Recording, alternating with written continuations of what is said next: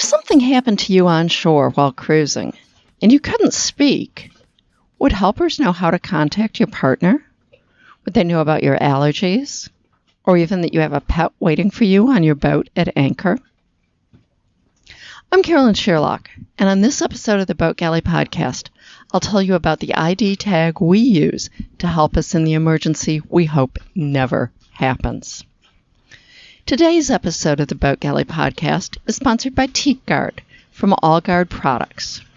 Looking to refinish your boat's teak with a minimum of mess and fuss? Look no further. Teak Guard's non-toxic water-based formulas for cleaning and finishing will turn your teak from dingy to sparkling in no time. It's what I used on Barefoot Gal's interior, and I love it.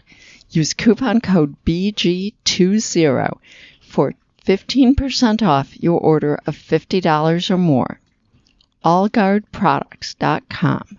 Admire your teak. Don't spend days maintaining it. Have you ever thought about what would happen if you had an accident, heart attack, stroke, broken bone, or even just fainted while you were ashore while cruising? Would you have any ID on you? If you're swimming, hiking, or exploring, chances are you won't. Kids are particularly likely not to have ID, something to think about if they're old enough to be off the boat on their own. Now, if you do have ID, would it connect you to your boat?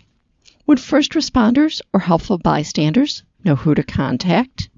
Your driver's license or even your passport doesn't really help with this. Now, if you're unconscious, would medical personnel know of any pertinent medical history or what medications you take? Maybe even more importantly, would medical personnel know of any drug allergies? If your significant other was with you or contacted, would they remember all the info, your medical history, your medications, allergies, insurance, and more, in the stress of the moment?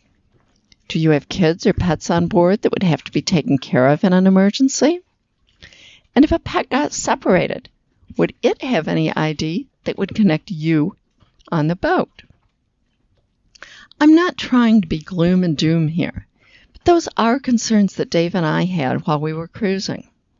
We've never had an emergency, but we know that one can happen. We've seen it with too many friends.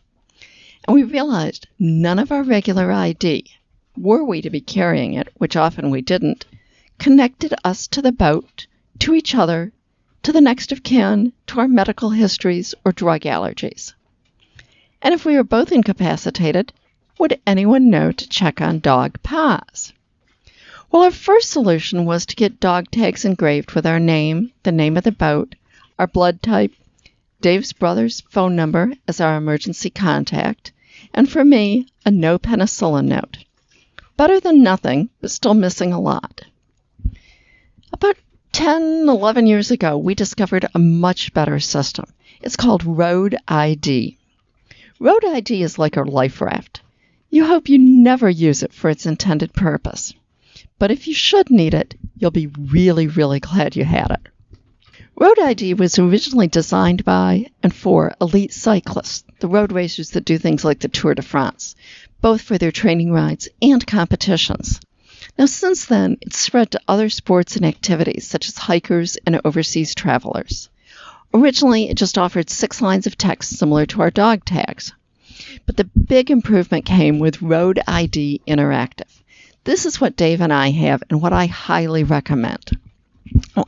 As explained by the Road ID people, Road ID Interactive allows you to build a fully updatable, secure emergency response profile that's available to first responders 24 hours a day, 365 days a year.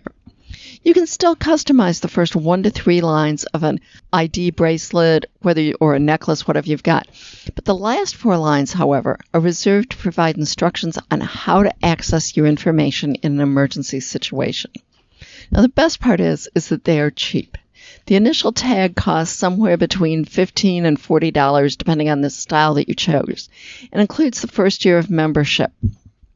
Future years, I think, have gone up to $15 now, and you can opt for automatic renewal, which is really helpful if you're off cruising when it's time to renew. And the shipping is under $2. They offer worldwide shipping for a little bit more. You also can buy one as a gift for somebody. Now, what I've got on mine is my name. I've got Dave's cell phone. Since we're cruising in areas with cell coverage, I'd want them to call him. And then I have on there that, no, I can't have penicillin. And then it says all the other information of how to get the information. I wear mine 24/7. It's on a silicone band. It's very easy. And there's a little tag on it even that has a medical alert sign so that they know that that's where to look for medical information. It's all stainless steel, lifetime guarantee. Truly, I've been wearing this one for 3 years now, and it does not even look like it's been worn at all. Now, your emergency response profile contains all the information that you might want someone to have in case of an emergency. It's got your vital statistics, your name, your date of birth, your blood type, and whether you want to be an organ donor. A photo, so that they know they've got the right person. Your address. Now, you can have multiple addresses. So you can have a home address, a boat address, even more than one marina address. Be sure to include your boat name in this section. ID info. There's spaces for your insurance information, your passport number, and all that kind of thing. You can have up to 5 emergency contacts. You can list all of your physicians, which is particularly helpful if you have any chronic conditions that they would need to be contacted about. Then you have a whole medical profile, including allergies, prescription drugs, over-the-counter medications, medical conditions, and pertinent medical history. Then what I really like is that there's a large open space where you can just write anything you want to about just about anything. We use it to provide information on overseas evacuation insurance, our dog, and our living wills. Now, admittedly, it takes time to initially enter all the information, but you're in total control of what information is entered. We're making a point to review the information each year on our birthday to make sure that it's up to date. We try to remember otherwise to update it when we have changes in medications. Also, Road ID does offer tags for pets. For years, we simply had a standard dog tag made for Paz with Yate Que Tal instead of a phone number on it. That was when we were in Mexico. We said it in Spanish. She's got a Barefoot Gal tag on it now. But if you want to provide more detailed information about your pet, this is really an option. There's some links in the show note to get your Road ID, and they do have a little bit of a demo of how exactly it works.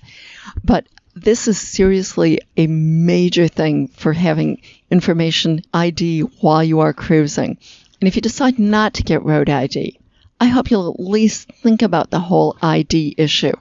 Don't just put it on a list of things to get around to someday. Accidents and illnesses do happen. We've seen it with too many of our friends. Anyways, I hope this episode of the Boat Galley Podcast has given you some things to think about.